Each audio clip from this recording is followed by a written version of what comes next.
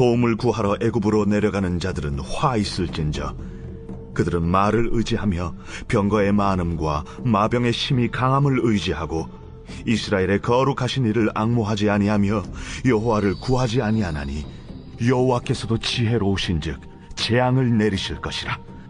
그의 말씀들을 변하게 하지 아니하시고 일어나사 악행하는 자들의 집을 치시며 행악을 돕는 자들을 치시리니 애굽은 사람이요 신이 아니며 그들의 말들은 육체요 영이 아니라. 여호와께서 그의 손을 펴시면 돕는 자도 넘어지며 도움을 받는 자도 엎드려져서 다 함께 멸망하리라. 여호와께서 이같이 내게 이르시되 큰 사자나 젊은 사자가 자기의 먹이를 움키고 우리릉을 때에 그것을 치려고 여러 목자를 불러 왔다 할지라도 그것이 그들의 소리로 말미암아 놀라지 아니할 것이요 그들의 떠듬으로 말미암아 굴복하지 아니할 것이라. 이와 같이 나 만군의 여호와가 강림하여 시온산과 그 언덕에서 싸울 것이라. 새가 날개치며 그 새끼를 보호함같이 나 만군의 여호와가 예루살렘을 보호할 것이라. 그것을 호위하며 건지며 뛰어넘어 구원하리라. 이스라엘 자손들아, 너희는 심히 거역하던 자에게로 돌아오라. 너희가 자기 손으로 만들어 범죄한 은우상 그 무상을 그날에는 각 사람이 던져버릴 것이며 아수르는 칼에 엎드러질 것이나 사람의 칼로 말미암음이 아니겠고 칼에 삼켜질 것이나 사람의 칼로 말미암음이 아닐 것이며 그는 칼 앞에서 도망할 것이요 그의 장정들은 복역하는 자가 될 것이라. 그의 반석은 두려움으로 말미암아 물러가겠고 그의 고관들은 기치로 말미암아 놀라리라. 이는 여호와의 말씀이라. 여호와의 불은 시온에 있고 여호와의 풀무는 예루살렘에 있느니라. 제가 얼마 전에 영상 하나를 봤는데요. 이게 어떤 상황이냐면 미국 같은 경우에는 아동 성범죄자를 잡을 때 함정수사 기법이 합법이라고 해요. 예를 들어서 경찰관이 어떤 채팅방에 들어가서 자기를 미성년자인 척하는 거예요. 그리고 성매매 파트너를 구한다는 광고를 하면서 이 성매매범을 유혹을 하는 거죠. 유인을 하는 거예요. 그러면 이제 그 광고를 보고 미성년자와 성매매를 하려고 이제 거래가 시도가 돼요. 그러면 거래가 끝나고 그 사람을 어느 장소에서 만나기로 했는데 정말 그 사람이 그 자리에 나왔다는 거죠. 그러면 나오는 순간 현행범으로 체포하는 거예요. 이게 이제 함정수사 기법인데 저는 다른 건 몰라도 미성년자 성매매에 대해서는 함정수사 기법을 합법으로 승인해 줘야 한다고 저는 생각합니다. 그런데 안타깝게도 우리나라의 경우에는 아직 함정수사 기법이 합법이 아니에요. 그래서 이런 식으로는 범죄자를 검거할 수가 없는데 대신에 한 기자가 여기에 힌트를 얻어서 이 함정수법으로 성매매하려고 하는 사람을 현장으로 불러낸 다음에 그 나온 사람과 인터뷰를 시도한 거예요. 그런데 미성년자 이제 성매매를 하려고 나왔던 사람들 입장에서 나갔어요. 나가보니까 웬 기자가 기다리고 있다가 인터뷰를 하려고 한단 말이죠. 야, 이거 완전히 내 얼굴이 찍히면은 내 인생이 완전 무너지는 사건이잖아요. 그러니까 이 사람들이 보이는 반응이 뭐겠어요? 가장 먼저 얼굴을 가린 다음에 최대한 빨리 도망가는 거예요. 황급히. 근데 제가 봤던 도망가는 장면 중에 제일 급하게 보이는 이 경우가 어떤 경우였냐면 이제 기자가 또 차 문을 열고 인터뷰를 시도하는데 이 사람이 얼마나 놀라는지 차 문이 열린 채로 차를 열고 도망가 버리는 거예요. 그래서 이 사람들은 도망갔던 사람들은 뭐 아무것도 들킨 게 없기 때문에 안전하게 도망을 갔어요. 이제 그 사람들은 안전해요. 그런데 그 중에서 딱 한 명 아주 인상적인 사람이 있었어요. 이 기자가 똑같은 방식으로 함정을 판 다음에 성매매범을 현장으로 불러냈어요. 그리고 불시에 차를 연 다음에 제가 어디 방송국 기자인데 인터뷰 좀 하자고 시도를 한 거죠. 그런데 이때 다른 사람들은 다 귀신 본 것처럼 놀라면서 도망을 가는데 이 사람이 도망을 안 가는 거예요. 그러더니 그러자고 인터뷰 좀 하자고 그러면서 차 안으로 들어오라고 하는 거예요. 그래서 기자가 차 문을 열고 들어가서 이것저것 묻는데 묻는 말에 차분히 대답을 하는 거예요. 그런데 음성 변조를 했지만 그 말하는 내용과 이제 어투를 들어보니까 이 사람은 지극히 평범한 사람이에요. 그리고 이제 인터뷰 중에 기자가 이제 책망을 하는 거예요. 아니, 제가 채팅방에서 저를 14살 여자아이라고 소개했는데 선생님 나이를 보니까 이만한 딸이 있을 나이라고. 그런데 어떻게 그 어린애랑 성매매할 생각을 하시냐고. 자기 행동에 대해서 죄책감 느끼지 않냐고 너무 수치스러운 질문을 던지고 다그치는 거예요. 그런데 이 사람이 신기한 게 뭐냐면 면목 없다고. 제가 정말 이게 잘못된 게 알고 있는데 제가 이 죄를 지은 게 맞다고. 정말 큰 잘못을 했다고. 다 인정을 하는 거예요. 그러면서 이 사람이 인터뷰 말미에 하는 말이 뭐냐. 내가 그동안 이게 큰 죄인 걸 알면서도 그만 중독이 돼서 끊지 못하고 있었는데 기자님과의 만남을 통해서 내가 이제는 이 죄를 끊을 수 있을 것 같다고. 정말 죄송하고 면목 없지만 한편으로 너무 고맙다고 그러는 거예요. 제가 이 장면들을 쭉 보는데 그런 생각을 했어요. 그게 뭐냐면 미성년자 성매매 현장에서 10명이 있었다고 하면 10명 중에 9명은 기자가 나타나는 순간 얼굴을 가렸고 빠르게 도망갔어요. 그래서 신문도 얼굴도 들키지 않아서 이 사람들은 무사히 안전을 보장받았어요. 이 사람들은 안전합니다. 그런데 반면에 이 영상의 마지막 사람은 자발적으로 인터뷰에 응하는 멍청한 짓을 하는 거예요. 왜 멍청합니까? 지금 기자에게 얼굴을 들켰고 음성을 들켰고 영상이 남은 거예요. 그 지금 자기 인생이 정말 불안해진 겁니다. 아니 막말로 혹시 그 기자가 목격한 것과 그 영상을 이렇게 빌미로 협박을 하면서 돈을 요구하거나 신고를 하면 그 인생이 어떻게 되겠어요? 정말 위험해진 거죠. 그런데 이 상황을 구원의 관점에서 보자 이거죠. 말한 것처럼 앞에 도망갔던 9사람은 기자로부터 무사히 도망가는데 성공을 했기 때문에 안전을 얻었어요. 그래서 다시는 이런 실수를 하지 않도록 안전한 성매매 방법을 학습했고 다음에 또 성매매를 할 수 있는 기회를 얻었어요. 안전히 도망간 덕분에. 그런데 이 마지막 사람은 스스로 인터뷰에 응하면서 너무 위험해졌어요. 그리고 정말 큰 수치를 당했습니다. 그런데 그날 이 수치와 위험 덕분에 중독을 끊을 힘을 얻었고 결심을 했어요. 그러면 안전하게 도망간 사람들과 위험해진 이 한 사람. 그러면 이 두 사람들 중에 구원에 있어서는 누구의 구원이 지금 더 안전할까요? 여러분 이사야서 32장 17절을 보면 이런 구절이 있습니다. 공의의 열매는 화평이요 공의의 결과는 영원한 평안과 안전이라. 그렇죠.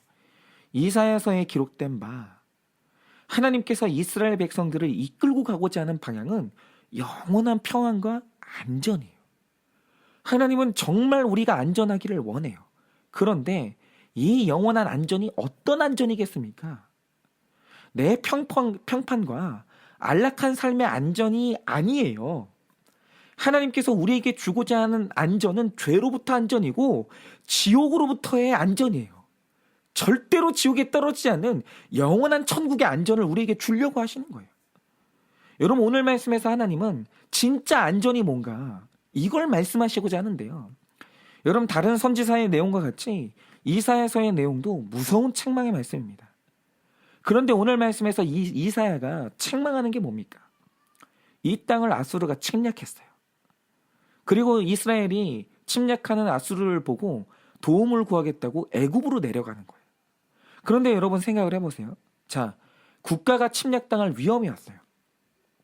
그래서 국가의 안전을 위해서 도움을 청한단 말이죠. 그런데 안전을 추구하는 이들의 행동을 이스라엘가 강하게 질타하고 있는 거예요. 그러면 왜냐 이거죠. 하나님은 100% 오르신 분인데 왜냐 이거예요. 여러분 안전을 추구하는 게 나쁜 겁니까? 하나님은 우리가 위험해지는 걸 좋아하는 분입니까? 왜 이게 책망받을 일이냐 이거죠. 바로 우리가 여기서 봐야 될 게 뭐냐면 하나님이 이스라엘 땅에 아수르를 통해서 치려고 하는 것은 무엇이며 이스라엘이 애굽을 동원해서라도 안전하게 지키고자 했던 게 뭐냐라는 거예요.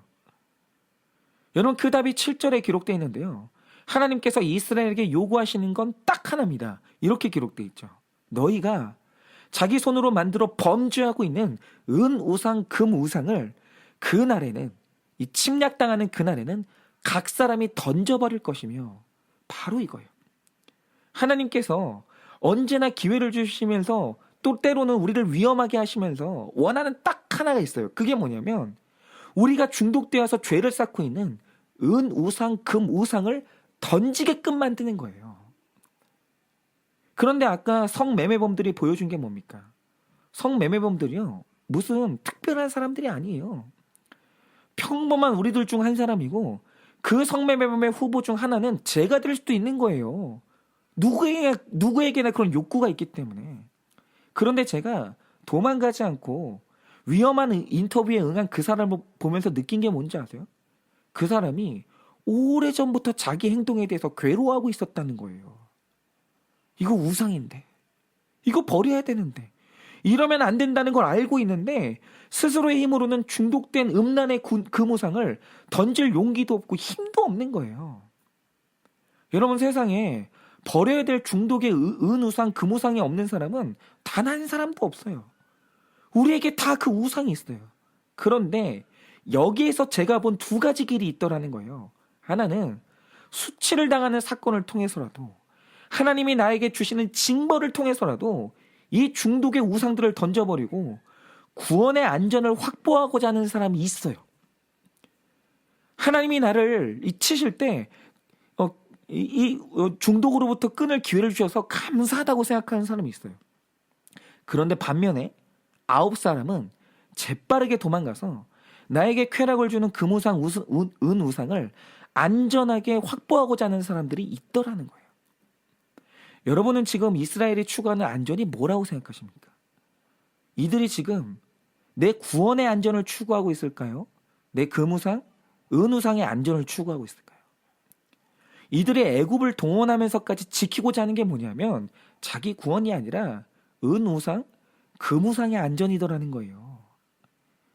그런데 본문에서 이스라엘 사람들이 이 우상에 얼마나 빠져 있으며 이 우상을 얼마나 집착하고 있는지가 기록되어 있는데요. 자, 이들이 자기 우상을 지키는 수단으로 애굽을 택했어요. 이유가 뭡니까? 이유는 당시에 애굽이 1절에 기록된 대로 병과 마병이 심히 많았기 때문에. 그런데 이 병과 마병이 굉장히 중요한 의미를 함축하고 있습니다. 그게 뭐냐? 이 시기에는 이 시기의 전쟁은 폭탄 같은 대량 살상 무기가 없었어요. 그래서 이 당시에 전쟁의 승패를 결정하는 결정적인 무기가 뭐였냐? 그게 바로 마병과 병거였어요. 그러니까 병거가 있는 군대와 없는 군대의 차이를 비유하자면 총과 칼의 싸움이고 판옥선과 항공모함의 싸움에 비교할 만큼 당시의 압도적인 전쟁의 무기, 나의 안전을 지켜주는 압도적인 무기가 바로 마병과 병거였다는 거예요. 그런데 이들이 다른 걸 지키려고 하는 게 아니라 은우상, 금우상을 지키기 위해서 마병과 병거를 의지했다는 것은 이들이 내 죄의 쾌락을 지키고자 했던 집착과 의지가 그만큼 강했다는 거예요. 이걸 적용해보자면 얼마 전에 이 성착취 동영상으로 돈을 번 조주빈 일당이 검거됐습니다. 그 동영상방의 회원이 26만 명이라고 하는데요. 그런데 어떤 정치인이 이 26만 명에 대해서 어떤 발언을 했냐면 그 사람들 중에는 단순한 호기심으로 방에 들어간 사람도 있지 않겠냐. 그런 사람들은 잘 분별해서 처리해야 된다. 이렇게 얘기했어요. 그런데 이 말은 논란의 여지 없이 잘못된 발언으로 일축이 됐어요. 왜냐? 그 방에 들어간 사람 중에 호기심으로 들어간 사람이 아무도 없다는 거예요. 그럼 그렇게 말할 수 있는 증거가 뭡니까? 그들이 자기의 음란을 지키기 위해서 동원된 병과 마병이 얼마나 대단했는지 밝혀졌기 때문인데 이 말 뜻이 뭐냐? 여러분, 이 채팅방에 들어가려면 버튼 몇 번 누르는 것만으로는 안 된다는 거예요. 이 채팅방에 들어가려면 굉장히 힘든 과정을 거쳐야 되는데 먼저는 내용을 해킹하는 게 거의 불가능에 가까운 병거와 같은 텔레그램 어플을 깔아야 돼요. 그런데 거기에 그것만 그치는 게 아니라 어플을 깔고 이 방에 입장하려면 150만 원이라는 거액의 입장료를 내야 돼요. 그러면 여기서 끝이냐? 그게 아니라 150만 원을 낸 사람에 한해서 자기 등록증 사진과 자기 진짜 얼굴 셀카 사진을 인증으로 보내야 돼요. 그리고 만약에 대비해서 그거를 방장이 다 가지고 있는 거예요. 그러니까 여러분 이 방에 모인 사람들은 자기 음란의 욕구, 자기 안전을 지키기 위해서 내 안전을 지켜줄 병과 마병을 수없이 동원한 거예요. 그런데 이 병과 마병 동원하는 이 모습을 보면서 우리가 느끼게 되는 게 뭡니까? 음란 동영상을 향한 그들의 마음은 단순한 호기심이 아니라는 거예요. 이렇게까지 안전에 집착하는 것은 이건 집착이고 사랑이라는 거예요. 실수가 아니라는 거죠. 그러니까 이런 병과 마병을 동원해서 지키려고 하는 거예요. 여러분 보세요. 외도를 할 때 외도 상대에 대한 집착이 커지면 커질수록 그걸 지키기 위한 거짓말이 정교해지고 방법이 대담해지는데 점점 커지는 거짓말이 뭐냐? 그게 바로 금우상, 은우상을 지키는 마병이요 병거인 거예요. 오늘 하나님이 이 이스라엘을 향해서 이스라엘이 애굽을 의지하는 것 때문에 진노한다고 할 때 왜 이렇게까지 진노하시냐? 이유가 바로 이겁니다. 하나님이 원하시는 건 내가 보내는 징벌을 통해서 우상을 던지고 너희 구원의 안전을 확보하라는 거예요. 나를 구하라는 거죠. 그런데 지금 그들이 병과 마병까지 동원해서 이 죄의 안전을 확보하려고 하는 거예요. 죄를 계속 짓고자 하는 거예요. 이것 때문에 하나님께서 화를 내시는 거예요. 혹시 우리 중에도 내 죄를 지키기 위해서 병과 마병을 동원하는 분들이 있지 않습니까? 우리 젊은이들 중에서 그런 분들이 있어요. 하나님이 말씀을 통해서 불신교제, 불신결혼을 끊어내려고 하세요. 나의 이 불신 남자친구, 여자친구가 나의 은우상, 금우상인 분들이 있다는 거죠. 근데 그 말씀을 듣고 찔리면서도 내 불신교제를 지키기 위해서 이런저런 변명을 하거나 심지어 교회를 떠나는 분들이 있어요. 그런데 바로 그 변명과 떠남이 뭐냐? 그게 바로 내 죄를 지키려고 하는 애굽의 병거요, 마병이라는 거예요. 여러분은 어떠십니까?